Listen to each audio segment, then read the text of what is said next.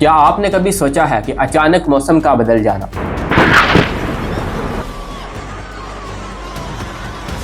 ایک سو 130 کلومیٹر تیز رفتار سے ہوا کا چلنا، ایک دم سے دن دہاڑے اندھیرا ہو جانا اور پھر دن رات میں بدل جانا، آخر یہ سب ہے کیا؟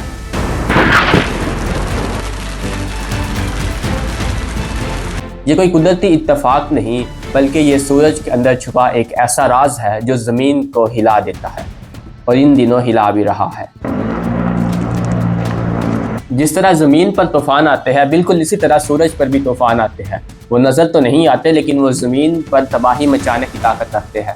سورج صرف ایک روشنی یا آگ کا شعلہ ہی نہیں، بلکہ ایک مقناطیسی طوفان ہے جو ہر 11 سال بعد بیدار ہوتا ہے اور ہمیں اپنی لپیٹ میں لے لیتا ہے۔ ہر 11 سال بعد سورج کی سطح پر آنے والے طوفانوں کو ہم سولر سائیکل یا پھر سورج کا سائیکل کہتے ہیں۔ سورج کی سطح پر سن سپاٹ بنتے ہیں اور ان سے سولر فلیئرز نکلتی ہیں۔ آسان الفاظ میں کہوں تو سورج کی سطح پر سیاہ دھبے بنتے ہیں اور ان سیاہ دھبوں سے آگ سے بھری لہریں نکلتی ہیں۔ یہ سورج کی طرف سے خلا میں پھینکی جانے والی توانائی ہوتی ہے جو زمین پر برقی اور موسمی تبدیلیوں کا باعث بنتی ہے۔ یہ سب کچھ 11 سال کے بعد ہوتا ہے، بالکل ایسے ہی کہ جیسے سورج کا ایک دل ہو جو 11 سال بعد دھڑکتا ہے اور پھر خاموش ہو جاتا ہے اور اس سے آگ بھری لہریں پیدا ہوتی ہیں۔ اب یہ جان لیتے ہیں کہ جو سولر سائیکل اس وقت چل رہا ہے وہ کون سے سال سے شروع ہوا اور کون سے سال میں ختم ہوگا۔ 2019 میں موجودہ سولر سائیکل شروع ہوا تھا، جس کا پیک ٹائم یا پھر جس کا عروج 2024 اور 25 ہے۔ 2025 کے بعد اس سائیکل میں کمی آنا شروع ہو جائے گی اور 2030 تک یہ سائیکل رہے گا۔ اسی وجہ سے ہمارا یہ خطہ آئے روز کسی نہ کسی قدرتی آفات کی نظر ہو رہا ہے۔ ناسا اور دیگر اس طرح کے اداروں نے خبردار کیا ہے کہ یہ سولر سائیکل پہلے سے زیادہ طاقتور ہے، جس کی شدت میں 2025 کے بعد کمی آنا شروع ہو جائے گی اور 2030 تک یہ سائیکل رہے گا۔ اب یہ جان لیتے ہیں کہ سورج کی طرف سے خلا میں پھینکی جانے والی اس توانائی سے زمین پر کون سی تبدیلی آتی ہے۔